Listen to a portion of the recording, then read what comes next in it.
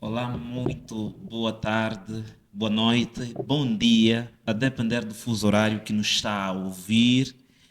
Mais uma vez estamos por cá para de facto levar até vós o melhor do conhecimento possível, com fins de que possamos então enverdar a altos pedestais da intelectualidade. José Mariano Roça é meu nome, acredito que de facto todos vós já sabeis, mas um ponto de vista, uma das ramificações da educação. Queremos então, na verdade, mais uma vez, discutir sobre um tema importantíssimo.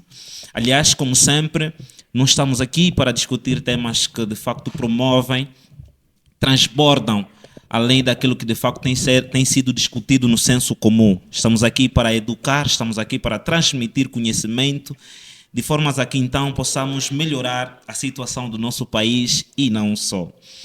Hoje temos um tema muito interessante: ética e gestão pública. De onde vem, para onde vai, como de facto é administrado o dinheiro do Estado. Tanto estaremos aqui então para debater sobre esse tema. É um tema muito importante hoje, pois que tem sido alvo de muitas conversas, tem sido alvo de muitas situações. A gestão e a estabilidade de um país depende de como é que, de facto, os próprios gestores, os próprios administradores do dinheiro público, de facto, vão funcionar. Depende que estratégias ou que ferramentas, de facto, vão utilizar para garantir o crescimento e o desenvolvimento da nação ou de um determinado país. Para isso, de facto, estaremos com dois grandes monstros no nosso mercado e não só, a falar sobre este tema. À minha direita temos tanto Aires Ndunduma, que é de facto advogado e consultor jurídico. Aires Ndunduma, boas-vindas. Muito bem, obrigado. Renovados votos de saudação e bem-aja pela oportunidade de cá estarmos mais uma vez. Muito obrigado, Aires Ndunduma. À minha esquerda estamos com Sitak Nunes, ele que de facto é contabilista e empresário da Citafel, e não só. Sitak Nunes, bem-vindo, por favor.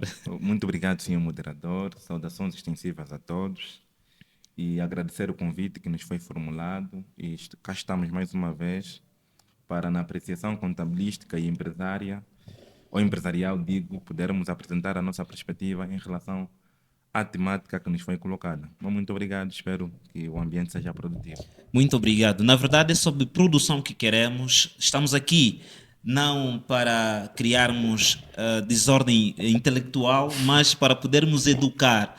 O pessoal de casa, na verdade, queremos transmitir o melhor conhecimento possível e, na verdade, trouxemos aqui grandes mentalidades. O nosso ponto de vista, o nosso programa funciona da seguinte maneira: nós vamos passar a palavra a vós e quem de facto tiver um contraditório ou contra-argumento, de facto pode se manifestar de forma organizada e, mais importante, queremos é transmitir e educar a nossa sociedade. Então é isso, sejam bem-vindos. Ética e gestão pública, este é o nosso tema. Portanto, temos, como disse a priori, hoje, para o crescimento social, para o desenvolvimento social e desenvolvimento de um país, é necessário que, de facto, o governo realize despesas. E essas despesas realizadas pelo governo são necessárias receitas. E as receitas do governo são arrecadadas de várias formas. Temos aqui especialistas para nos falar de forma aprofundada sobre ética e gestão pública. De forma introdutória, Aires Ndunduma, quando falamos de ética e gestão pública, estamos a falar de quê, mais ou menos? Por favor, em gesto de introdução. Okay. Muito obrigado. A título de notas introdutórias, nós gostávamos de realçar no que toca à ética, que a ética como sendo uma régua que vai alicerçar sobre o que é correto e o que é errado, é um aspecto indissociável daquilo que é o nosso tema é epígrafe, que é essencialmente a gestão pública. A gestão pública deverá ser entendido como o alicerce no contacto entre o Estado e a sociedade. O que quer dizer que se nós depositamos a nossa fé pública toda aos decisores de uma sociedade, nós temos em antemão a ideia de que a conduta dos gestores públicos, ou nesse caso, a própria gestão pública não será feita à margem daquilo que é a ética como tal. Daí que, a título introdutório, nós encontramos uma aliança entre a ética e a gestão pública, já que não se pode, em linhas gerais, administrar não pautando por princípios éticos, né? Então, é o que nós podíamos, logo de início, levantar. E, claro, aqui de realçar que a ética vai depois se ramificar em algumas questões deontológico-profissionais relativas aos próprios decisores públicos. Muito obrigado, muito Exatamente. obrigado. Dr. Stack Nunes, Certo. sempre um prazer tê-lo, mais uma vez. Em gestos introdutórios, ética e gestão pública, quem nos tem a dizer, por favor? Certo. Na verdade, o meu colega de painel fez uma nota interessante e eu subscrevo na totalidade. Mas aqui, em gesto introdutório, vale adicionar que a ética, né, deriva praticamente do grego, Sim. que significa ethos, que no fundo é esse discernimento entre o certo e o errado, ou entre o bom e o mau. E na gestão pública não poderia se fazê-lo com eficiência se não tivéssemos descrito e escrito os elementos que são certos ou errados na prática da gestão pública, porque inicialmente a administração pública visa satisfazer os interesses da coletividade. Então, para que nossos decisores políticos ou os nossos funcionários da administração pública pudessem pautar por este princípio que visa essencialmente a garantia dos interesses públicos, é extremamente importante que haja um conjunto de princípios reitores e reguladores para que os nossos administradores, funcionários pudessem pautar por eles. Exato. E na medida em que os mesmos não tiverem a cumprir ou andar em alinhamento àqueles princípios definidos, viessem então os elementos jurídicos para poderem então sancioná-los. Exato. Portanto, falar de ética, estamos a falar essencialmente desses princípios, né? Como primeiramente garantir que haja os funcionários públicos devem pautar pelo interesse público. Boa. Ou seja, é extremamente importante que não haja ou seja, colocar o interesse individual em cima da coletividade. Este é um princípio ético muito forte na administração pública. E depois outros que nós efetivamente poderemos também fazer nota ao longo da nossa apresentação. Exatamente, muito obrigado. Elencou aqui aspectos muito interessantes em que, portanto, aquele que serve deve servir para os outros. E servir para os outros é funcionar com a maior e a melhor ética possível. Temos aqui um aspecto, já que estamos aqui a falar de gestão pública, né, e que, na verdade, são os recursos que o Estado... gestão pública, estamos aqui a falar do próprio Estado. Certo. E são os recursos que o Estado disponibiliza à sociedade que facilitam o crescimento e o desenvolvimento desta mesma sociedade. Mas o que nos deixa meio assim confusos e se calhar duvidosos lá em casa é queremos saber de onde vem então, né, essas receitas, esse dinheiro do Estado. Na nossa sociedade temos confundido, o Estado nos deve, o dinheiro do Estado é nosso, mas de onde vem esse dinheiro do Estado? Né? Queiram só nos esclarecer, por favor. De onde vem o dinheiro do Estado, não é? E, de facto, como é que o Estado arrecada estes bens? Por meio de quê? Gostávamos de saber da vossa parte. Por favor. Podemos começar, e aqui estamos com o Dr. Citar, que depois vai tecer mais alguns subsídios. A princípio, os Estados são movidos à base de receitas fiscais. E não foge à regra a questão essa questão, né, da origem dos famosos dinheiros que fazem funcionar o Estado. Essencialmente derivam das receitas fiscais, e aqui nós nós traríamos à colação as questões ligadas aos impostos, aos rendimentos, às taxas e todo esse panorama que os latinos chamavam de tributum, né? Todo esse panorama do tributum é que faz funcionar o próprio Estado. No que toca à origem, nós podíamos avançar essa questão.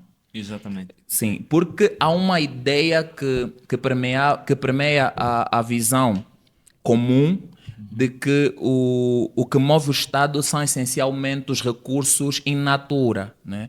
E O que é isso? Recursos in naturas. a ideia de que se por acaso nós temos diamante em Angola, esse diamante devia ser repartido a cada um de nós, porque esse é o Ok. nosso dinheiro. Há uma visão um pouco dissociada e aqui gostava de trazer à colação, se calhar, alguma visão ligada à literacia fiscal do senso comum. Por quê? Porque a ideia que ronda no senso comum não é essencialmente essa ideia escolarizada que nós temos. Muita gente não tem a ideia efetiva de onde vem o dinheiro que move o Estado, né? E daí nós tecemos essas notas relativas à origem ser essencialmente e fundamentalmente as receitas fiscais. Exatamente. Exatamente. Queremos mesmo perceber e utilizarmos aqui alguns termos muito básicos para nós de lá de casa percebermos. O líder do Nduma diz que as receitas do Estado vêm por meio dos impostos, essencialmente desta questão dos impostos. Sim. E nós vamos aqui pegar um ponto. E o pagamento de imposto deve-se à regulação, à regulamentação das empresas e não só. Sendo que existe, de facto, muitas empresas informais e sabemos que as empresas informais não pagam imposto.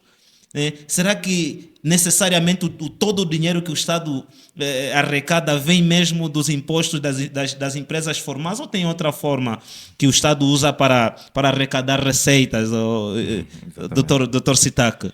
Exatamente, obrigado pela pergunta. Eu, quando começo a falar das receitas públicas ou do Estado, não tenho como não soltar um sorriso no interior de mim, porque quando nós crescemos, todos sabíamos que Angola era um país rico e belo, né? E estamos a crescer, a atingir outras idades e ainda não sentimos essa riqueza da Angola, né? E refletirmos hoje sobre onde é que de facto vem o dinheiro do Estado é extremamente importante. O Dr. Aires fez menção já de um aspecto importante, mas eu vou procurar adicionar, porque basicamente os Estados modernos, ou os Estados na sua plenitude, vivem de três fontes fundamentais. A destacar essencialmente as fontes patrimoniais, ou seja, o Estado ganha dinheiro com a utilização e a exploração do património, que são as receitas patrimoniais.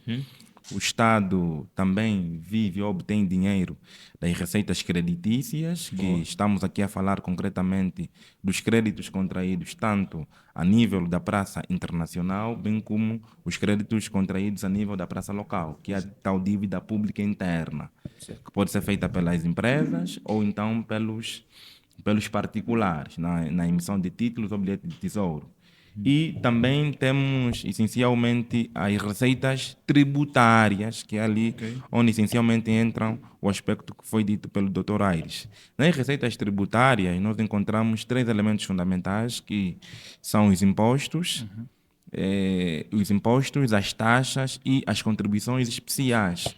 No entanto, todos estes três ingredientes, em função da atividade que for desenvolvida pelo Estado, é que de facto vão formar a que nós chamamos de receitas tributárias. Mas o que é que acontece? As receitas públicas. Mas o que é que acontece? É que os Estados em via de desenvolvimento têm efetivamente, ou os países não desenvolvidos mesmo, ou subdesenvolvidos, têm no seu quadro de receitas mais as receitas ou patrimoniais, né? Ou então as creditícias, e não essencialmente as receitas tributárias, porque, como disse muito bem o moderador, que as receitas tributárias tendem a ser cada vez maior quanto mais foi o funcionamento das empresas e, subsequentemente, da economia. No entanto, Angola, por exemplo, ainda é tido como um país petrodependente, ou seja, um país 100% dependente do petróleo, não 100%, com as devidas aspas, mas a maior parte das nossas receitas dependem do petróleo. E o petróleo é uma receita patrimonial. Ok. E até parte da nossa receita fiscal, que também hoje estamos a criar, né, a nível do Ministério das Finanças e das políticas públicas, está a se criar algum desafio para que as receitas do setor não petrolífero tendem a crescer, porque o petróleo um dia vai acabar mesmo. Temos que entender, se olharmos para os relatórios dos países da OPEP e outros, a tendência das receitas petrolíferas é que sejam cada vez menores. Então, nós dependemos essencialmente do petróleo. Só que o petróleo é efetivamente extraído, é produzido e também depois tem a exportação. Então, boa parte da nossa receita tributária também ainda vem da produção e das transações que são feitas a nível do petróleo, ou seja, dessas big companies como a Chevron, a própria Sonangol e tantas outras. Ou seja, a nossa receita tributária ainda também advém boa parte dela da exploração do próprio petróleo. Então, nós estamos nesse cenário de que as nossas receitas públicas vêm desse todo elemento que eu fiz menção, mas ainda a dependência quase que total é do petróleo. Exato. Exatamente. Bom, nós percebemos, elencamos aqui então que as receitas do Estado vêm dos impostos, Sim, que fala aqui o líder Ndunduma, e outra parte vem da dependência do petróleo. Sim, sim. É isso. Sim, que o líder está aqui. Essencialmente dos créditos, do E patrimônio. também tem a né? questão do crédito. Sim, porque nós Vejamos- somos líderes. Yeah. Ok. E, vejamos um elemento importante. A dívida pública em Angola só cresce. A dívida pública, tanto interna quanto externa. Exato. Por exemplo, o Orçamento Geral do Estado de 2024 esteve avaliado em 24,7 bilhões De fato. de kwanzas, e dos quais cerca de 59 ou 58%, quase 60%, eram de dívidas. Ou seja, ainda nós recorremos à praça internacional para a contração de financiamento. Então, significa que os 24,7 bilhões de dólares de kwanza foram financiados com 60% de dívida. Boa. E a dívida deve ser paga. Exato. Então, quando a dívida for paga, asfixia a tua liquidez, porque você vai ter que recorrer naturalmente, vai ter que amortizar a dívida contraída e pagar o serviço da dívida, que é o juro, Bom. que também é bastante alto. Então, podemos aqui dizer que os países financiam-se por impostos, mas ainda os impostos não são suficientes para financiar as despesas públicas. Aqui vamos aqui fazer um enquadramento no nosso país. Será que esta necessidade, quando chegou, eu me lembro muito bem, quando chegou a questão do IVA, foi um problema muito grande aqui na nossa sociedade. As nossas mamãs até então não entendem o porquê deste pressuposto. A questão era, Angola tem dinheiro mesmo? O líder dizia que o nosso país, aquela música, Angola é um país grande e belo, mas ainda assim nós não sentimos os benefícios desse riqueza. dinheiro, desta riqueza. Mas o que é que está na base disso? Primeira questão tem aí, Angola tem mesmo dinheiro, e o que é que está na base de nós não sentirmos na pele a riqueza que o nosso país tem? Antes mesmo de pegarmos, eu gostava de pegar uma deixa apresentada pelo citado. Há um ponto relativo à insuficiência das receitas fiscais como meio de subsistência do Estado.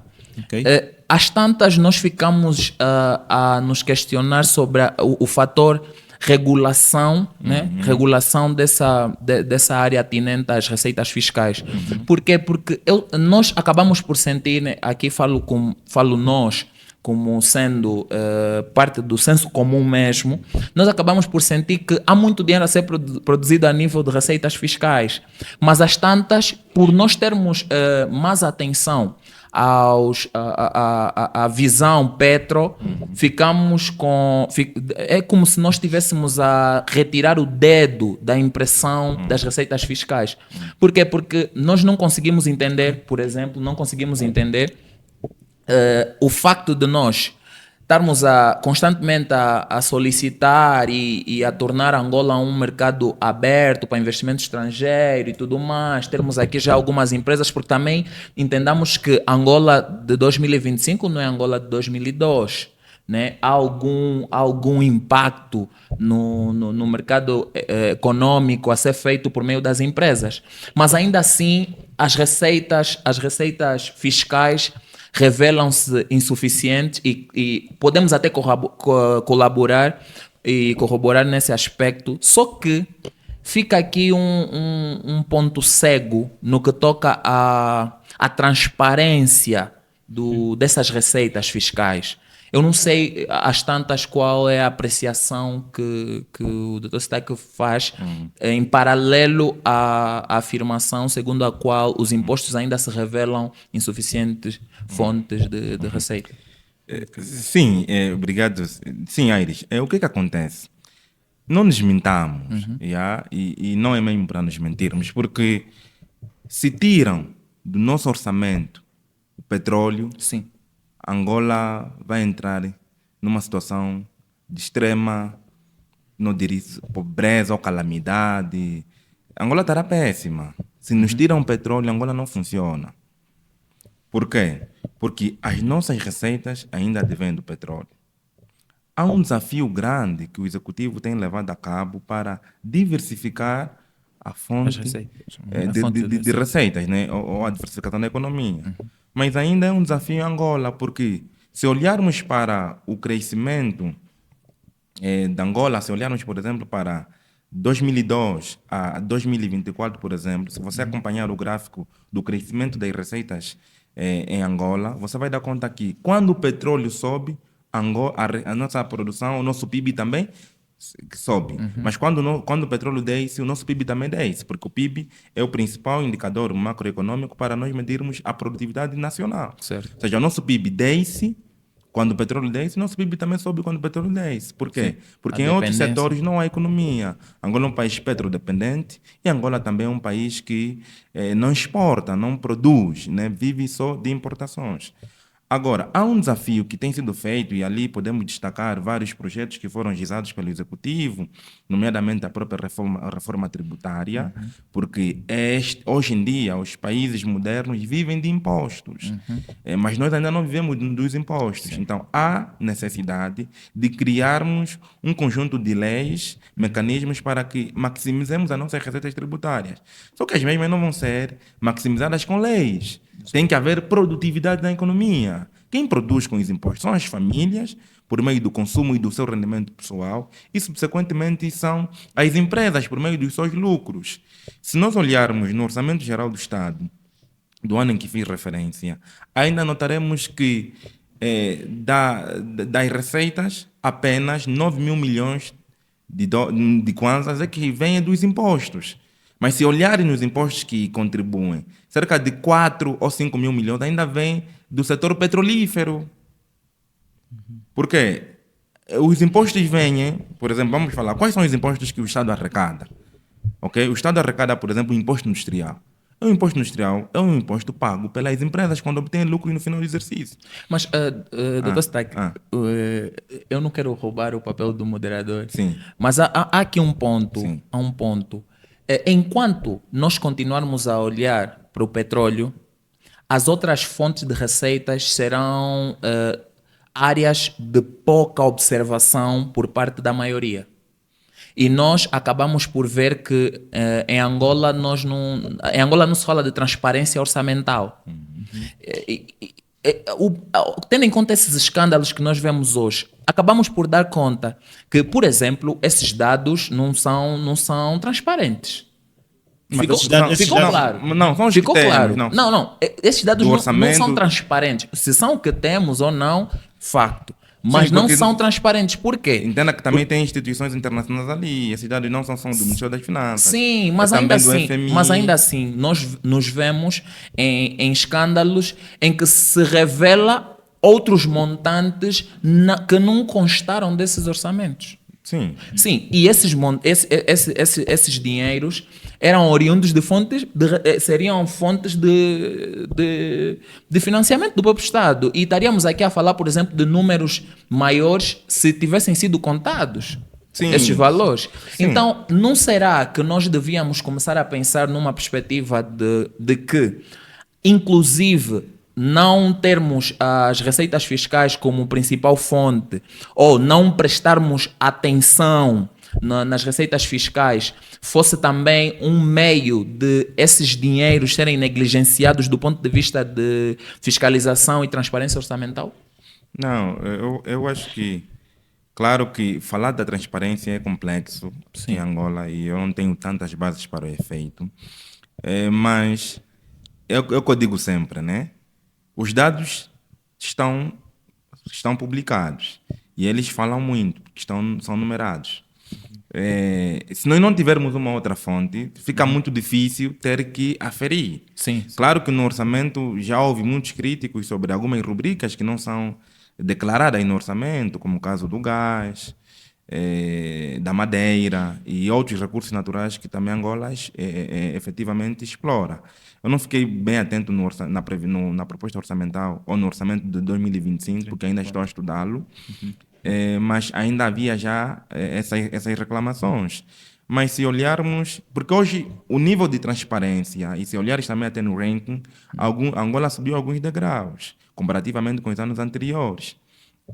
Mas eu quero analisar os dados que foram publicados, porque são esses que nós temos, mas também não estão bons. Não estamos a dizer que foram desenhados. Nos fazem pecar. Sim, mas agora, permita-me só. entre gastar tempo com esse elemento, vamos aliar muito subjetivismo e não conseguimos Sim, de certa analisar. forma, Claro de que certa poderíamos levar como um elemento a considerar, mas temos um trabalho interno a fazer. Exato. Mas se tu olhares, Angola em muito ranking está ainda péssima, mas é mesmo com esses dados. Tá vendo? Então eu acho que se já estávamos assim com esses dados, claro que os verdadeiros seriam piores, né? Será? Então, claro, porque... Eu fiz aqui uma pergunta, só não sei, só espero que não se percam nela. Sim. Eu fiz aqui aquela questão, por que nós não sentimos de facto na pele os recursos, os bens que o país de facto tem, já que se afirma que temos bens, já que se afirma que de facto temos condições, mas por que o povo, por que a população de facto não sente na pele esses efeitos? O que está na base dessa questão? Foi a pergunta que fizemos. Não, sim, eu acho que, recordo-me da pergunta, inicialmente questionou se Angola tem de facto Exatamente, dinheiro, né? se há condições para, portanto, garantir a sobrevivência e os serviços básicos da população. E se há, por que de facto nós não sentimos? Ou se sentimos? Aqui o sentir é relativo, né? Aqui não estou aqui a me apegar nas palavras de Sua Excelência, mas o sentir é relativo. Exato. Né? Porque nós temos que olhar dois indicadores importantes quando falarmos da riqueza nacional. Primeiro é o PIB. O nosso PIB é o PIB e os nossos dados demográficos. Angola é um país que cresce praticamente quase que 3% anual. Nós saímos de 2014, acho que éramos 25 milhões de habitantes, né? O censo era, acho que éramos 25 milhões de habitantes, e hoje estamos já quase a chegar em 36 a 37 milhões de habitantes. Mas o crescimento da nossa população não acompanha o crescimento econômico, porque o nosso PIB cresce abaixo dessa percentagem em relação à população. E aqui nós temos que olhar também, depois em outros indicadores, como o PIB per capita, qual é o rendimento por cada cidadão. Sim. E olhando, por exemplo, também, sobretudo, para o IDH, que são indicadores como educação, saúde e a longevidade. Se olharmos para o nosso IDH, ainda está aí em 0,59, 0,58, está muito próximo dos países em via de desenvolvimento. Então, apesar da produtividade, do potencial que nós temos em riqueza, tanto em petróleo quanto em outras receitas, é impossível criar um equilíbrio porque a população cresce a um ritmo e a economia cresce num outro ritmo. Exato. Então, a receita produzida por Angola não é suficiente para atender a toda a população. Porque também, em muitos momentos, o nosso país não conseguiu aplicar, de facto, uma economia de mercado, em que as empresas pudessem ser mais produtoras, empregadoras, e não o próprio Estado. Nós ainda vivemos um regime paternalista que adquirimos, portanto, do regime comunista. Então, Angola, a nossa economia ainda não é de mercado de facto. Por quê? Porque também devemos desconstruir já essa ideia de que o dinheiro do Estado é que vai alimentar todos. Não. O dinheiro tem que ser gerado pelos privados.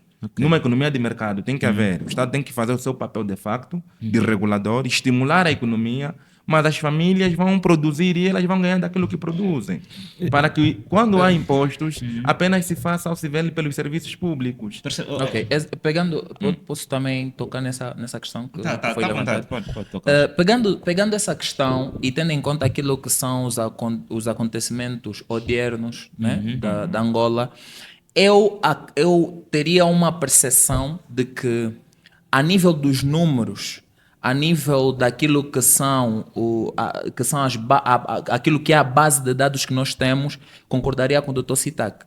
Todavia, a praxe nos dá também um outro ponto de vista. Né? Ok. E, graças a Deus, esse ponto de vista não sofre divisão.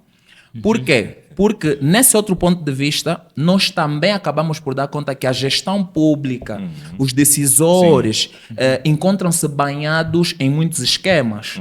Por quê? Analisa que, por exemplo, a nível de dados já nem é suficiente, nem para atender às necessidades. Certo. E apesar disso, nós ainda fazemos parte de um país onde o crime de peculato é visto de forma leviana. Leviana, sim. Os esquemas que fala são questão de peculato. Nós temos, por exemplo, nós temos na nossa realidade crimes a serem cometidos por decisores Políticos. públicos, decisores políticos de grande impacto. Exatamente. Quando alguém desvia, e aqui entendamos, quando alguém desvia, por exemplo, 10 ambulâncias, é diferente de quem roubou uma botija. Porque quem roubou uma botija acabou com a fome de uma casa. Quem roubou 10 ambulâncias condenou a vida de muita gente, milhares de pessoas. Então, aqui entendamos o seguinte. Esses números apresentados pelo Dr. Sitak, já nem que fossem realmente aplicados, não responderia àquilo que são as nossas necessidades efetivas.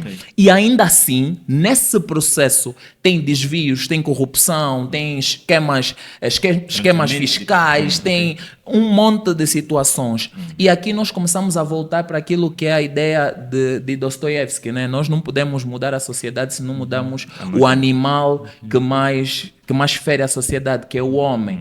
E às tantas, acredito que nós não devíamos dissociar a nossa abordagem, acadêmica, aquilo que é a abordagem situacional e efetiva que nós vivemos em Angola.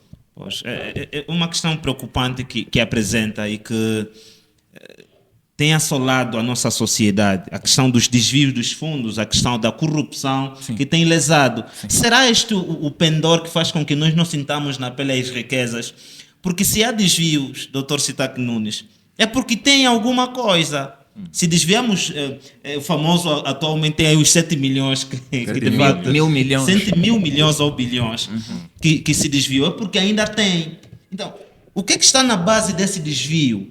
Por que de facto situações ou pessoas que lhes são atribuídas o cargo para administrar bens públicos desviam esses bens e, consequentemente, esses seriam de facto usados para portanto, preencher a outra lacuna do Estado? Né? Então, o que está na base dessa questão?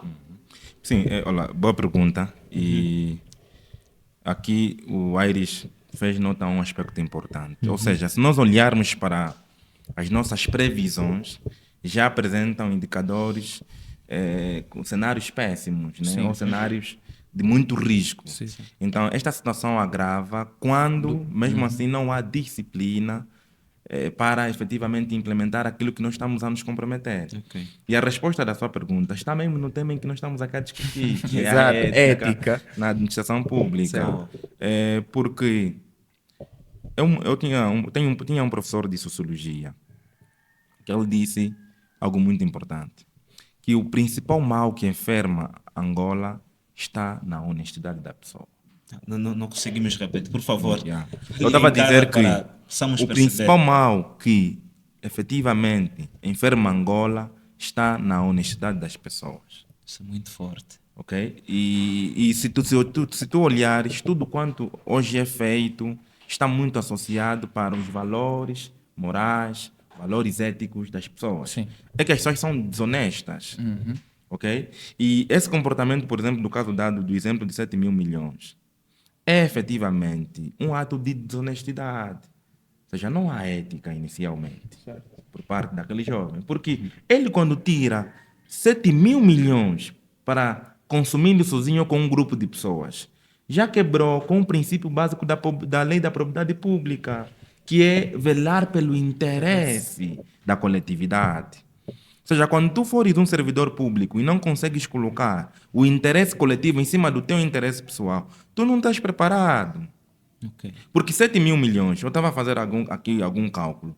Com 7 mil milhões, se tu tiveres que financiar o setor agrícola, por exemplo, tu és capaz de, se abrires cada fazenda com aproximadamente 400 milhões de kwanzas, que efetivamente você vai colocar um bom sistema de irrigação, vais construir um bom armazém de matérias-primas, vai investir em insumos, pessoal, tu chegas a abrir aproximadamente 20 fazendas. E essas 20 fazendas poderão empregar até 1.500 pessoas ou mais. Só? Ou seja, quantas pessoas sairiam do desemprego com esse financiamento? E o setor agrícola, investir no setor agrícola, ele condiciona outros setores. Porque o que vai acontecer? Se tu investir no setor agrícola, estás a alimentar o setor da indústria extrativa, que vai de alguma forma gerar, vai transformar os produtos produzidos no campo, transformá-los em produtos industrializados. Exato. Então aí já alimentou o transporte, a mecânica, e depois vai para o comércio, vai alimentar os supermercados. Isso reduz de alguma forma a importação. Então são 20 fazendas que poderiam ser abertas, mas a funcionar em pleno, não com uma agricultura mecanizada, mas com uma agricultura efetivamente não como uma agricultura de tração animal, por exemplo, mas como uma agricultura mecanizada.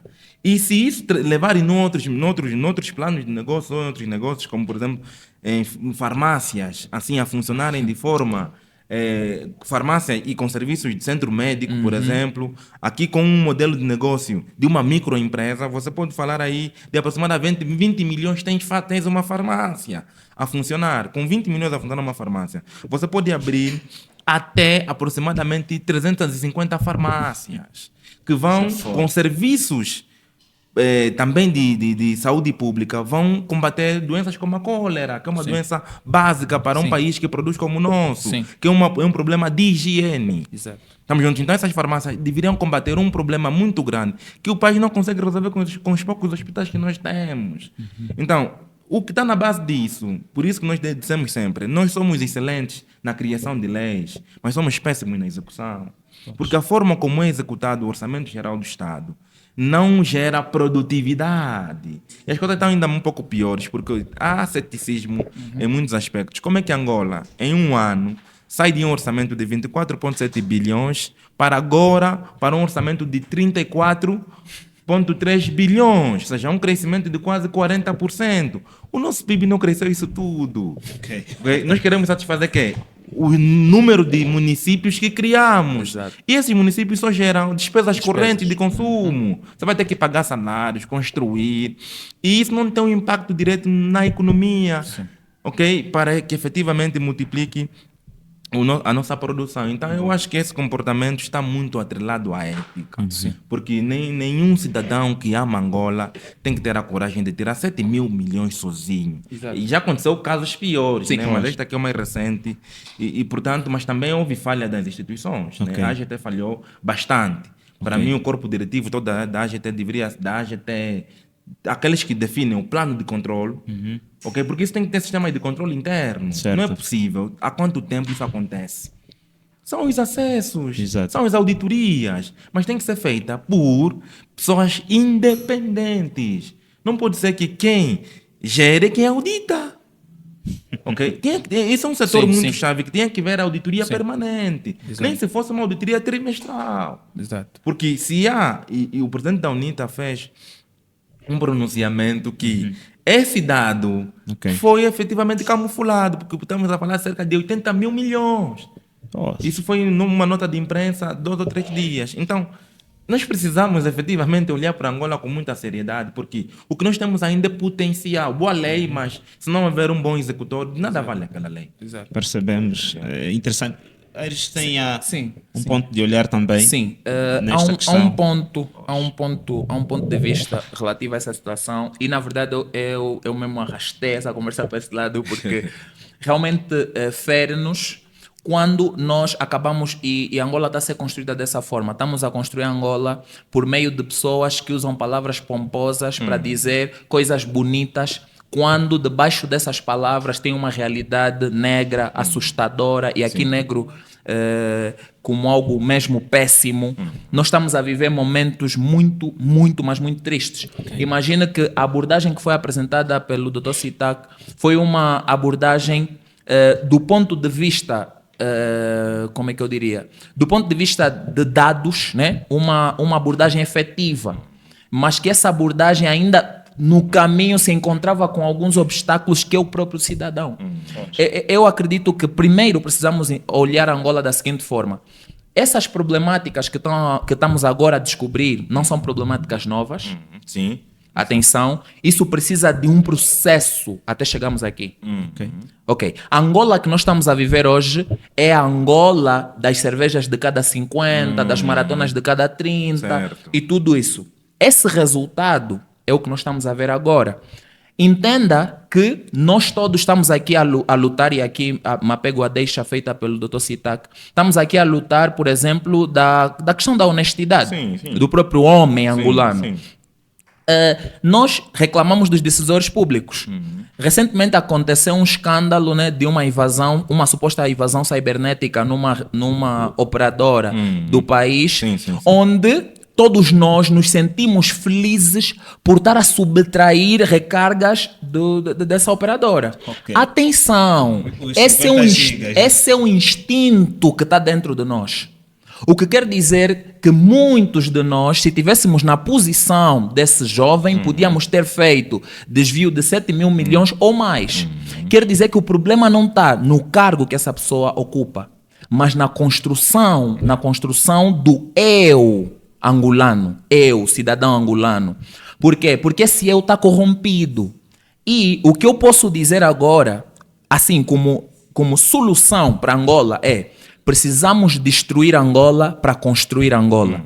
Eu acredito que durante muito tempo nós dissemos precisamos construir Angola, mas estamos a tentar construir Angola por cima de alicerces completamente podres.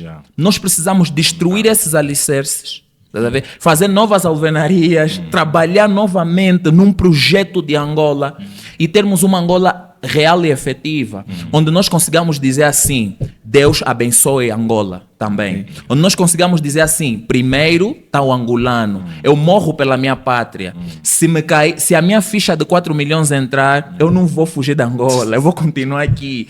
Mas é que, tá a ver, esses resquícios de que nós não podemos ficar aqui, de que se me aparece uma casola, eu vou. Até as nossas músicas apelam a isso. Apanhei minha casola, estou embora. Qual é a ideia que tem aqui subjacente? De que nós estamos numa posição desprivilegiada, né? E aqui nós vamos reclamar, mas quando estivermos numa posição melhor. Olha, eu só vou dizer algo rápido. Interessante. Já vai falar sobre as medidas, soluções, porque na verdade o que nós queremos é apontar aquilo que estamos a viver e trazermos aqui uma abordagem de solução. Exato, não é? exato. Lá em casa nós precisamos entender, tal como disse o líder, o advogado Ndunduma, se nós todos somos envenenados por esse espírito de engano, nós precisamos tirar isso de nós. Exato. Ok? Nós precisamos transformar as nossas mentalidades. E, na verdade, do ponto de vista, como sendo uma das ramificações da educação, queremos transformar e educar a sociedade nestes moldes. Pode agora tomar a palavra, líder Sitak. Não, por acaso eu queria tomar a palavra, se calhar, com uma pergunta a nos colocar, mas Exato. eu queria só enfatizar o que disse o Aires, é algo muitíssimo importante. E ainda hoje, ontem, eu assisti a um vídeo do Leandro Carnal. Certo. E ele dizia que seria bom se o problema da corrupção fosse apenas de um partido político. Exatamente. Não percebemos, Yeah. por favor. O Leandro Carnal afirmou que seria muito mais fácil, seria bom se o problema da corrupção dependesse apenas de um partido político. Sim. Forte. Ou seja, no fundo o problema é da sociedade, é todo nosso, porque há mudanças. O que está a se viver hoje no nosso quadro administrativo do Estado também já se viveu anteriormente. Exatamente. João Lourenço, em 2017, levantou a bandeira de ir contra a corrupção. Sim. Ok? Havia generais e outras figuras que essencialmente foram mexidas. Estávamos a ver que, afinal de contas, ninguém é tão pobre demais ao ponto de não ser protegido, nem ninguém é tão forte ou rico demais ao ponto de não ser atingido, ou então a lei pesar sobre ela. Certo. Mas os cenários estão a começar a inverter. Exatamente. Então, o ponto aqui é que se eu não tiver a consciência de que quando for a minha vez farei diferente por Angola, quando lá estiver farei pior, a mesma coisa ou pior. Então, o problema aqui, e nós não podemos desassociar isso ao problema da educação. Exato. Ok? Por isso que a educação ela não está apenas baseada na formação de homens com alguma competência técnica. Ok? A educação também depois transforma o homem para o bem, para efetivamente permitir que a sociedade cresça e ajude-se os outros. Então, Nesta ordem, desculpa mesmo cortar, e já que fala sobre as medidas de posicionamento para solucionarmos, o líder CITAC, Aires Nunduma, Sim. elenca aqui os aspectos de que o nosso orçamento geral do Estado não é administrado da melhor forma possível, ou seja, as próprias previsões não são feitas de forma correta. Não sei se é de facto para ti tranquilo. Não muitas previsões, é mais a execução. A execução, Sim, de facto, sim. há esta dificuldade entre aquilo que foi previsto e aquilo que é planificado, aquilo que é constatado na realidade. Qual seria, assim, a melhor forma de gerirmos, portanto, ou de administrarmos ou de posicionarmos o nosso orçamento geral? Né? Qual seria a melhor forma de elaborarmos o orçamento geral para que, de facto, tenhamos, então, que constatar aquilo que nós observamos na realidade? Né? Esse é um apelo que, de facto, podemos fazer aos nossos dirigentes que nos acompanham agora. Né? Quais serão assim, as medidas para que, de facto, as orientações que vos deixais para melhor gerir ou administrar ou elaborar o nosso orçamento geral do Estado, né? O nosso orçamento geral? Não sei se me permite. Sim. Está à vontade, Lito. Sim, eu acho que estamos num formato de pegar um ponto das soluções. É isso? Exato. Pois, em relação ao orçamento, eu não falaria com muita propriedade no âmbito da sua elaboração. Exato. Mas eu aqui julgo mais a execução, porque a elaboração faz parte de um capítulo da planificação. Ok.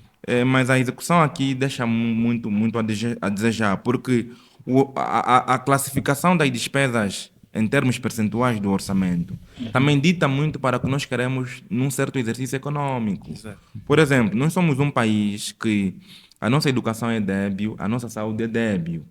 E boa parte das nossas receitas públicas, por exemplo, são canalizadas para o pagamento da dívida, tanto interna quanto externa, e depois os outros setores que são privilegiados, estamos a falar, por exemplo, do setor da segurança. Né? Não estamos a dizer que não é importante, é extremamente importante. Aliás, estamos a acompanhar o que está acontecendo agora no Ruanda. Exatamente. É extremamente importante, mas também tem que haver alguma clareza e algum sentimento de país, de pertença, de que eu quero atacar esse setor e combater. Exato. Porque a educação e a saúde juntas estão muito abaixo daquilo que é canalizado para os quartéis, para a segurança. Exatamente. Mas você entende que o problema do país, por exemplo, é a educação. Certo. E depois o que é que acontece? Quase que nenhum ano, isso aconteceu no Orçamento Geral de 2024, o que é previsto para a educação e a saúde nem se efetiva. Ou seja, eu vou prever cerca de 3 mil milhões para a educação, por exemplo, mas na prática não vou canalizar isso tudo para a educação. Entre o programado e o realizado há sempre um desvio desfavorável. Estamos juntos? Então, esses aí são os problemas que acontecem na execução. E depois outro elemento que me preocupa é a forma como ocorrem as nossas contratações públicas, as nossas empresas públicas. Porque eu no orçamento vou prever um conjunto de despesas e estas despesas eu vou ter que contratar, sobretudo o setor privado, porque tem que potenciar o setor privado. Na medida em que ele prestar serviços ao Estado, ele também consegue maximizar. Só que nós estamos num cenário em que também as nossas empresas se tiram as ordens de saque e não funcionam, boa parte delas. Boa. Você vê que a economia começa a crescer quando há salário na função pública e depois quando há pagamento das ordens de saque. Se esses dois elementos fecharem, o país entra em situação muito difícil.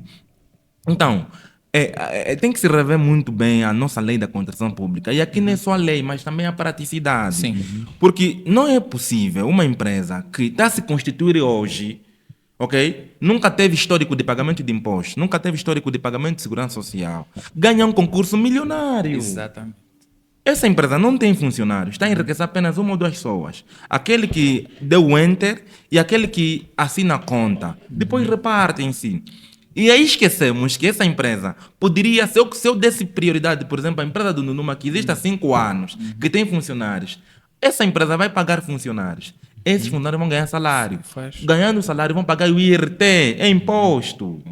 Ok? Ganhando salário, vão consumir bens e serviços, vão pagar o IVA. A economia funciona. Então, as nossas empresas, às vezes, que ganham concursos bilionários ou milionários, são aquelas que não cumprem com muitos aspectos, tanto da segurança social como da AGT, ou se tiverem, não têm históricos, mas estão a ganhar concursos milionários. Abriu hoje, amanhã tem um concurso. Isso é preocupante. Exato. Então, esse elemento, se não for combatido, também vai afetar a redistribuição da riqueza nacional. Exatamente. Bom, e líder falou sobre as questões de superação a nível geral, nível do Estado. E eu gostava que o líder Ndunduma, de facto, pegasse a nível pessoal. Né, a nível do posicionamento e responsabilidade individual, né, já que tocou naquela questão de nós todos estarmos possuídos pelo espírito do engano, né, pelo espírito do desvio de fundos. Então, qual seria o nosso posicionamento como sociedade? Como é que devemos encarar os nossos líderes e não só? Muito bem. Exato. A partida, eu gostava de dizer o seguinte: numa casa em que tenha um cão, se o ladrão for o dono da casa, o cão não morde.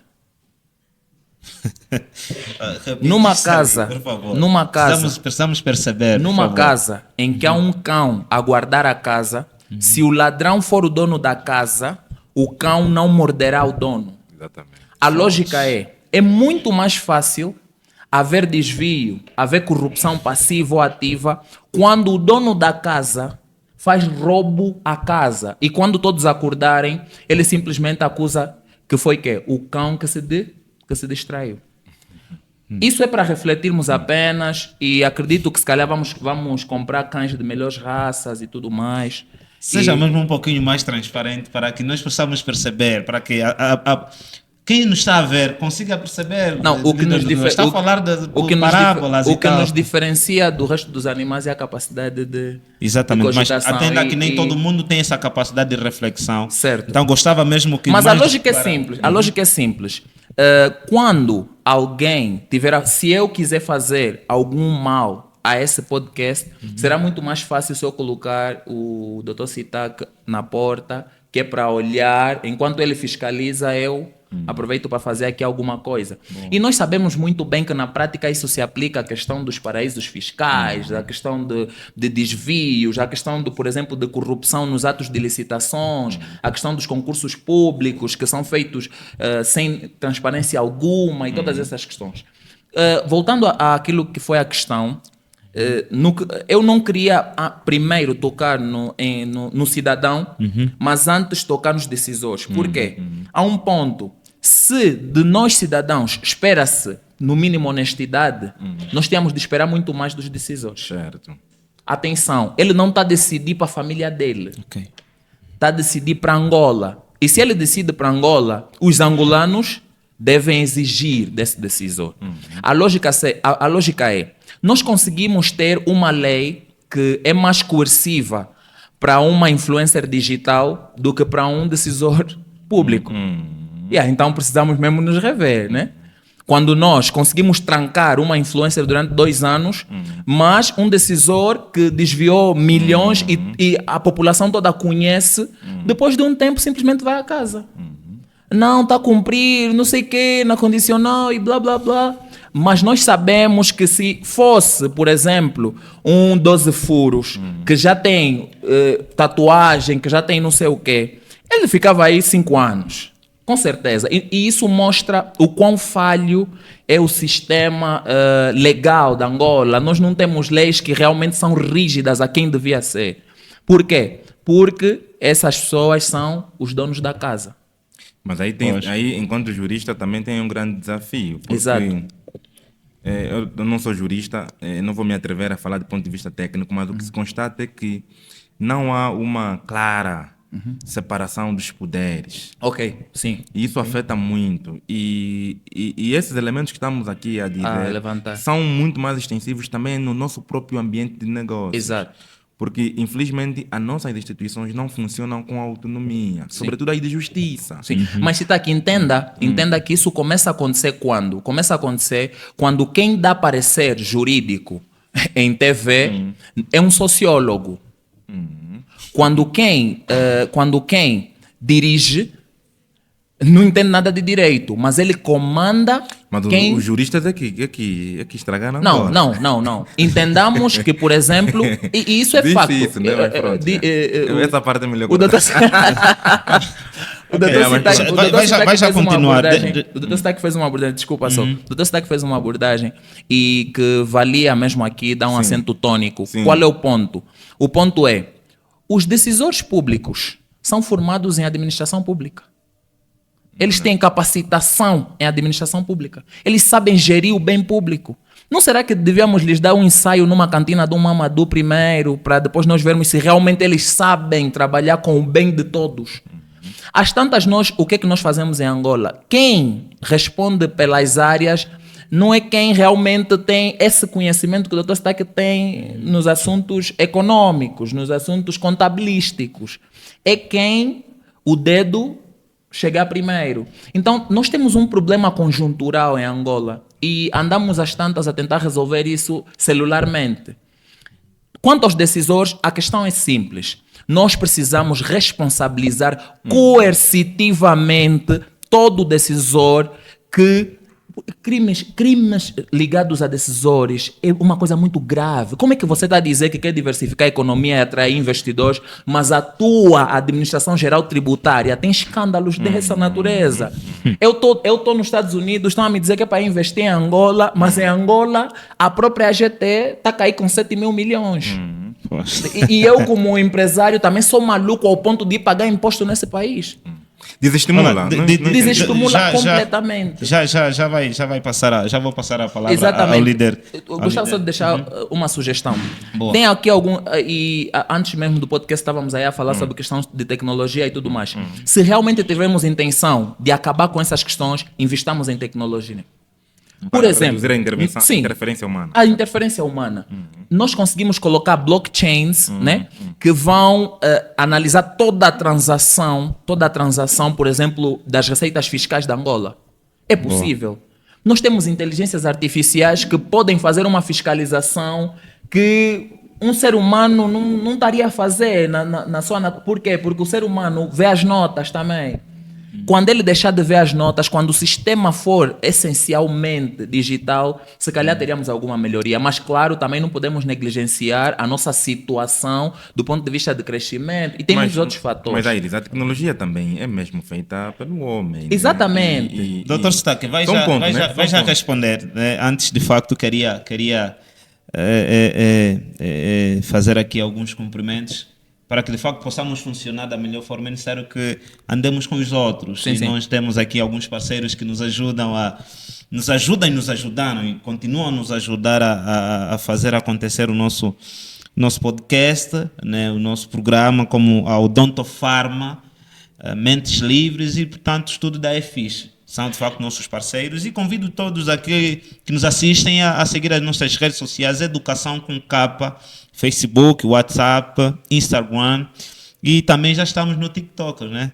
Então sigam as nossas páginas. O líder que estava aí, aliás, o líder Ndunduma, fez aqui menção da educação e a transformação que nós podemos ter para que possamos então nos posicionar da melhor forma possível, né, a quando destes bens públicos e não só. E ele menciona a questão da tecnologia como fenômeno para fiscalização. E atenção que a colocação foi mesmo não 100% direta. Por quê? Porque não podemos negligenciar a nossa realidade. Aqui nós temos capacidade de alguém desligar o chat GPT do país para poder cair com mais 7 mil milhões. É neste ponto que eu estava a me referir. aqui- Atendendo à nossa situação, a Iris Ndoma e o doutor Sitac vai aí responder, se possível. atendendo à situação de Angola, instalar aqui fiscalização do chat GPT não seria Não é efetivo. não seria um aspecto arriscado para o nosso... Permita-me só, para a nossa condição. E mencionamos aqui a questão da educação e a capacitação da mentalidade, do seu ponto de vista ético e moral do indivíduo angolano, que era um indivíduo assim como o próprio gestor. Exato. Líder Setac, corrobora desta opinião. Não, atenção. Nós estamos a levar muito a sério essa questão que eu trouxe da tecnologia. Não na perspectiva, e eu disse que seria a título sugestivo, né? É uma questão que dava para se lançar a mão. Mas atenção, não há outra forma de mudar Angola se não for por meio da educação. Isso é base. As pessoas em Angola precisam voltar a falar sobre patriotismo. Precisam voltar. Claramente não são patriotas. Você não ama o teu país se você tem a capacidade de sozinho subtrair essas somas. Então, as tantas. Vamos sortir, líder Stack. Estava a levantar aqui um ponto interessante sobre algumas abordagens feitas pelo Dr. Ndunduma. Olha, cortou-me na construção do raciocínio e gostaria de, se calhar, voltar a colocar a pergunta para me situar. Não sei se... A questão era sobre a atuação e posicionamento do jovem angolano a quando da gestão, ou a quando dos aspectos públicos, ou da recessão do posicionamento dos decisores públicos. Não, era uma questão. A questão era propriamente ligada a algumas soluções, né? Apresentarmos algumas soluções sobre a tecnologia. Para o posicionamento do Não, jovem. isso foi uma sugestão que eu dei. Mas a pergunta é: soluções para mitigar então a mudança essencialmente do cidadão angolano, dada aquela questão da honestidade e tal. Como é que podemos... Aí corroboramos que a solução está atrelada à educação. Mas às vezes trazermos a educação em causa é um trabalho muito grande e conjuntural que pode não trazer assim aspectos muito concretos, né? Porque já falhamos muito na base, já falhamos muito no nível intermédio, e estamos agora a discutir em níveis superiores esses problemas e fica um pouco complexo. Mas há muito potencial em Angola e que poderia ser explorado. Eu acredito que nesse aspecto sobre os escândalos que nós assistimos, se nós não aprendermos com esta consciência moral, de honestidade, de patriotismo, devemos acionar, no meu entendimento, alguns aspectos mesmo jurídicos. E aqui trazer à tona mesmo a responsabilização, sobretudo desses atores decisores. Porque algo que estraga muito Angola às vezes é o excesso de conflito de interesse que existe. E também está atrelado aos aspectos éticos. Ou seja, há muito conflito de interesse e não existe de forma clara, prática e responsabilizada o começo, por exemplo, né? Os decisores políticos, quando ascendem a um cargo, eles não fazem declaração dos seus rendimentos. Mas depois de um mês ou um ano, fazem bilhões, compram. Sim. Porque eu digo sempre, comprar um TX 570 não é fácil. Nem empreendendo, nem com salário. Com salário não vais conseguir. Se calhar ganhas 20 milhões por mês, ou 15 milhões, ou 10 milhões por mês. Mas você não vai comprar um 570 com salário em 6 meses, não vais, nem empreendendo. Aquele é um custo que não vais conseguir repor na tua estrutura financeira e a tua empresa pode ir à falência. Então, se haver, de facto, uma lei que funciona, claro que o trabalho nas pessoas é sempre o passo primário, mas temos que olhar de forma clara. Se existe uma lei, deve ser cumprida. A lei só tem utilidade quando é respeitada e quando houver descumprimento da mesma, haja sanções. Porque imaginemos que eu vou entrar num cargo político, não faço a declaração dos meus rendimentos. Então, tudo quanto eu ganhar, vão pensar que já entrei ali com esse rendimento. Mas que na verdade não é. Então, o político tem que declarar, eu estou a entrar com X milhões e também trazer o rendimento dos seus próximos. E depois, ali, haver elementos claros de transparência. Né? Estamos aqui a mencionar o dinheiro, porque o dinheiro mesmo não é dos políticos. O dinheiro é de todos nós. O dinheiro é de todos nós. É de todos nós. Então, Angola temos é dos angolanos. Temos direito. É o nosso imposto que pagamos e é o nosso petróleo que é explorado. Isso é que faz o dinheiro da Angola. São os empresários que contribuem com os seus impostos. Então, esse dinheiro tem que ser gerido mesmo para o interesse da coletividade. Então, as nossas instituições jurídicas devem funcionar. Mesmo, Aires. Isto é urgente, porque na estrutura do ambiente de negócio, isso dá confiabilidade. Se eu, embora investidor estrangeiro que estou nos Estados Unidos, visto, eu posso estar desestimulado a investir, sim, mas também posso estar estimulado se a instituição funcionar. Porque qual é a consciência que eu vou ganhar? É que erro humano, aconteceu, mas foi responsabilizado. Agora, se passar 2, 3 meses, colocar aí um programa na televisão que distrai a juventude, de repente os 7 mil milhões deixou de ser um debate. Automaticamente será alguma coisa esquecida. E não vamos ver onde é que as pessoas foram. Por quê? Okay. Provavelmente outras pessoas de nível ou de patente superior também colocaram a mão ali. Exatamente. Isso é falta de funcionamento das instituições, porque o problema não é o roubar. É um problema roubar, mas se a pessoa que roubou foi, ou furtou, foi efetivamente responsabilizada, isso estimula o investidor estrangeiro. Vou só dar um exemplo muito rápido. O Brasil, por exemplo, também já viveu muitos escândalos, sobretudo na maior empresa de petróleo. Exatamente, muitos escândalos. Mas o Brasil é um país que, em termos de crescimento econômico, todos os anos registra algum crescimento. Okay? Porque também tem os próprios brasileiros a investir, mas também não param de receber investidores estrangeiros. Porque até presidentes acabaram por estar quê? Presos. Tá sabendo? Então, enquanto isso vai acontecer em todas as economias. Okay? Porque a corrupção é um crime antigo. É muito antigo. Então, eu acho que é questão mesmo da responsabilização, como também uma das soluções para estimular os investidores estrangeiros, para também mitigar aqueles que estão a gerir hoje. Quando virem que o fulano foi responsabilizado, então ele poderá ter cautela ao tomar alguma decisão individual contra os interesses da coletividade. Nós percebemos e nós agradecemos. Infelizmente estamos na reta final do nosso programa. Olha, infelizmente mesmo. Parece que o tempo corre de maneiras de facto aceleradas quando estamos a crescer, quando estamos a produzir. Na verdade, queremos acreditar que alguma coisa terá ficado. Mas tem aqui uma questão, né? Estão aqui as duas questões que mandaram aí o nosso pessoal que nos assiste. Né? Advogado Ndunduma, como advogado, quais são de facto as responsabilidades éticas, né, de um advogado a quando da gestão pública?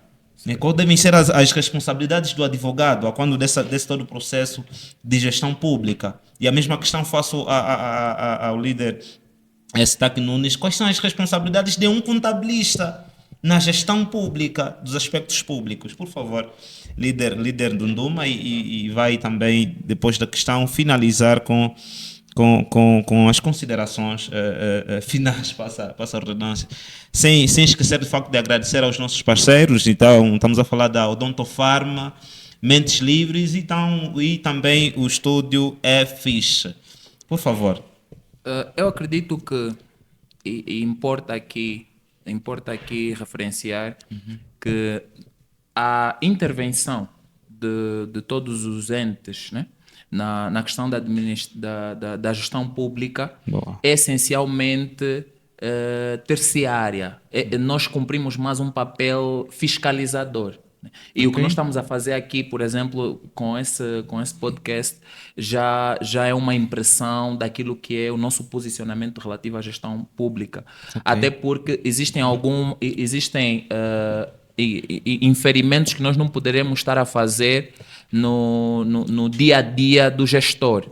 Mas entendemos nós que algum esforço tem sido evitado no que toca ao nosso posicionamento por meio de produção de algum conteúdo relativo. Particularmente eu tenho estado a trabalhar incansavelmente na produção de algum material que vise, no mínimo, conscientizar a população. Por quê? Porque uma população informada não permite situações dessas. Isso denota claramente que é resultado, né, da alienação formativa que foi feita no povo angolano.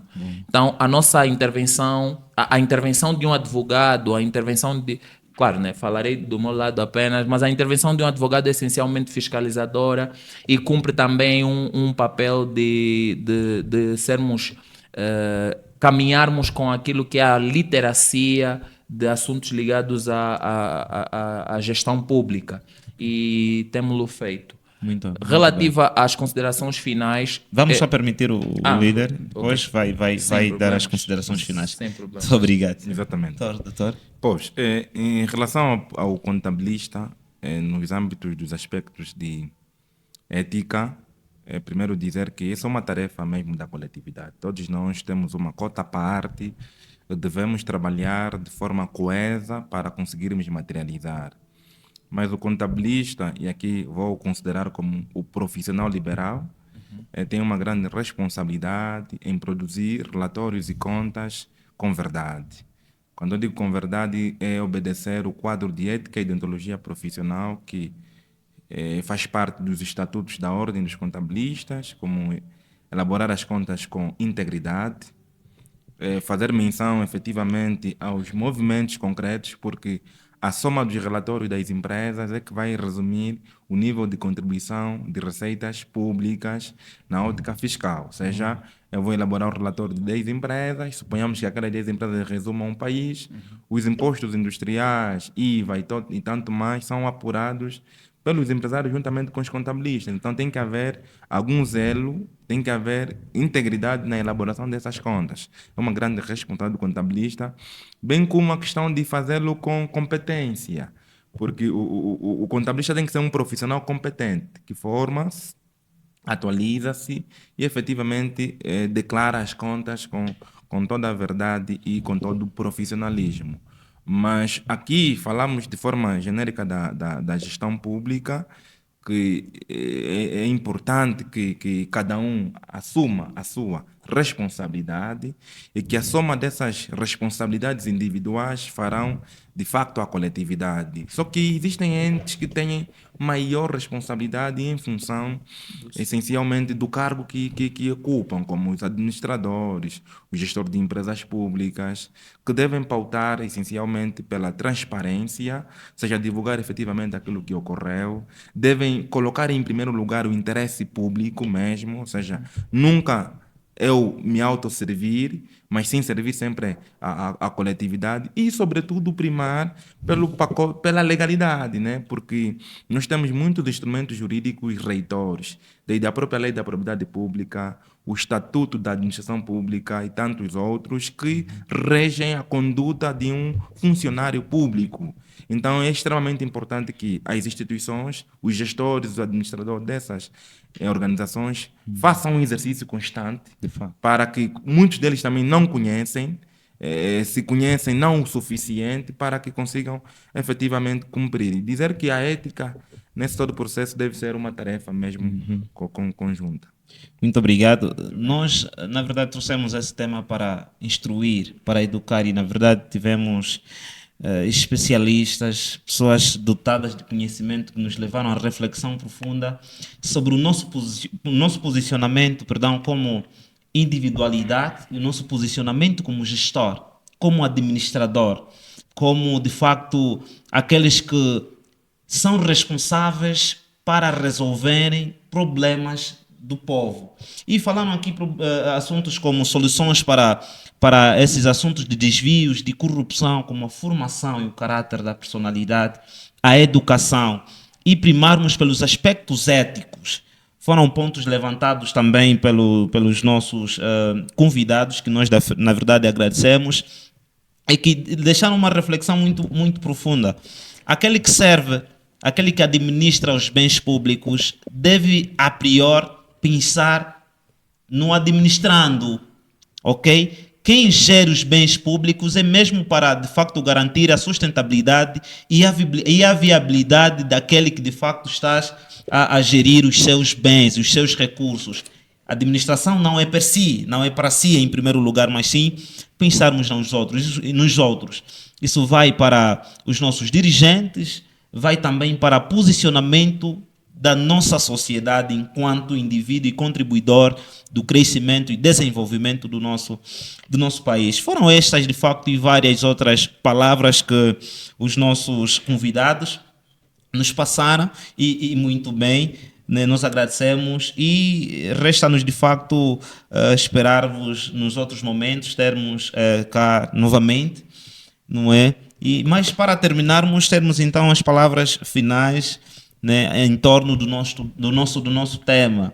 Quais são, de facto, as considerações finais que deixais para os nossos ouvintes, aqueles que de facto nos estão a acompanhar, e os nossos dirigentes, pois que devem estar a nos ouvir, dirigentes, tantos outros indivíduos que dirigem, passa a redundância, o nosso país. Quais são as palavras finais que deixais? Do destaque, por favor. Destaque, por favor, pode. Ok, obrigado pela primazia, Beijar. Aires. Eu deixaria, em jeito de última mensagem desse podcast, inicialmente é para o executivo, né? Boa. Eu diria que eu penso que o que nós hoje angolanos queremos não é que nos coloquem o pão à mesa, mas que naquelas responsabilidades genéricas haja de facto a prática da justiça. Tem sido muito difícil empreender, obter vários conjuntos de elementos ou documentos que nós precisamos com o ambiente que nos encontramos. Eu acredito que o executivo tem muito potencial e pode muito bem intervir na questão associada ao ambiente de negócios, assim, de forma genérica. Porque não podemos continuar a viver essa realidade de que para a aquisição de alguma documentação, de passar por algum processo, temos que sempre nos associar a minchas ou pessoas que venham nos facilitar. Isso, de forma acumulativa, traz muitos problemas. Então, penso que é extremamente importante que olhemos para ali, porque quando isso estiver bem afinado, sobretudo aqui, garantir que as instituições funcionem vai, de facto, estimular outras viés. É o que nós temos visto sempre na disciplina de educação empreendedora quando falamos dos fatores determinantes para o empreendedorismo. Ou seja, existem fatores nacionais e existem fatores pessoais. Os fatores nacionais, sim, exatamente. Os fatores nacionais estão essencialmente associados ao posicionamento do governo, das instituições, na criação de infraestruturas e tudo mais. E os fatores pessoais estão associados essencialmente com a vontade individual da pessoa identificar uma oportunidade e aproveitá-la. Só que isso só se materializa quando esses elementos tiverem sido feitos de forma tranquila. Então eu acho que o nosso executivo deve olhar com muita seriedade e atenção nas suas responsabilidades para garantir que as instituições funcionem e estas venham auxiliar outros players da sociedade para que o sonho seja realizado por eles e não essencialmente pelo nosso governo. Então, era essa mensagem que eu queria deixar a reflexão e se eventualmente essa mensagem chegar até lá, espero que tenha valido a pena. Penso que Obrigado. vai chegar. Líder Dondoma, sendo mesmo sumcito, por favor. Ok, eu gostava de, em primeira mão, deixar a seguinte mensagem. Para que possamos ter resultados efetivos, precisamos promover uma cultura de integridade. Para que possamos ter resultados efetivos, precisamos promover uma cultura de integridade. É preciso voltarmos a ser cidadãos íntegros. E essa integridade vai se expandir até aos decisores públicos. E de lembrar que esse grupinho peculatário já anda perdido. Mas, por favor, não nos percamos a olhar para eles quando podíamos começar a torcer o pepino dos peculatinhos, que são as crianças. Nós podíamos muito bem agora começar a desenvolver medidas de não mais promover essa maldade que já foi instaurada do ponto de vista patriótico aos mais pequenos. E, pelo contrário, usarmos isso como método de repreensão da futura geração. Gostava também de deixar a título de recomendação que se apostasse na promoção de mais fiscalização. Por exemplo, há um sistema que existe nos Estados Unidos que é chamado de whistleblowers, que ele incentiva as pessoas a fiscalizarem nos seus próprios departamentos. Ou seja, os próprios funcionários são fiscais um do outro e o Estado recompensa-os por assim o fazerem. Acredito que isso também estimularia a cada um de nós controlarmos. Por favor, saiamos da posição de terceiro, de boa fé, que só sabe apontar e reclamar e dizer isso já está estragado. E comecemos a ser pessoas ativas e que realmente causem algum diferencial nessa sociedade. Que cada um de nós aqui presente seja íntegro antes de apontar a não integridade dos outros. Muito obrigado mesmo pela presença, pela vossa presença. Nós, na verdade, somos gratos. E uma das medidas que nós encontramos como educação, como ponto de vista, é levarmos esse entendimento, é poluirmos a mentalidade da sociedade com este vasto conhecimento que vós trouxestes. Né? Na verdade, nosso papel tem sido esse, transformar a mentalidade. E claro, né, os melhores conhecimentos e não só são debatidos aqui, no ponto de vista, são debatidos aqui na educação. Então, uma das formas de solucionar os problemas éticos de gestão pública é você seguir o nosso canal. Aqui temos conhecimento que, na verdade, vai te tirar do zero, vai te tirar da caverna. Nós trouxemos conhecimentos puros e afinados, sem filtros, para, de facto, transformarmos e clarearmos, de facto, a sua mentalidade para maior posicionamento. Então, na verdade, nós agradecemos aqui o Dr. Sitaki Nunes, ele que, de facto, é contabilista e empresário, não é? E de facto, não menos importante, o Dr. Aires Ndunduma, que, de facto, é empresário, advogado e consultor jurídico, não é? E eu deixo aqui uma reflexãozinha. É necessário que nós saibamos qual tem sido o nosso posicionamento a quando dos problemas sociais que nós reclamamos. Qual tem sido a tua função na resolução dos problemas de Angola? O que tens feito tu para resolver os problemas que você tanto reclama? Então, na verdade, é para refletirmos sobre essas questões e tantas outras que a gente vai trazendo, não esquecendo, de facto, nossos parceiros Odonto Pharma, a EFISH e Mentes Livres, né, que tem, de facto, nos prestado ajuda e contribuição para o crescimento do nosso programa. Então, sou o José Mariano, esteja conosco e siga os nossos canais nas redes sociais, Educação com Capa, no YouTube, temos o TikTok, Facebook e Instagram. Esteja conosco, estaremos sempre aqui para vos prestar o melhor conhecimento possível para te tirar da caverna. O nosso muito obrigado. Até o próximo programa. Epa, companheiros.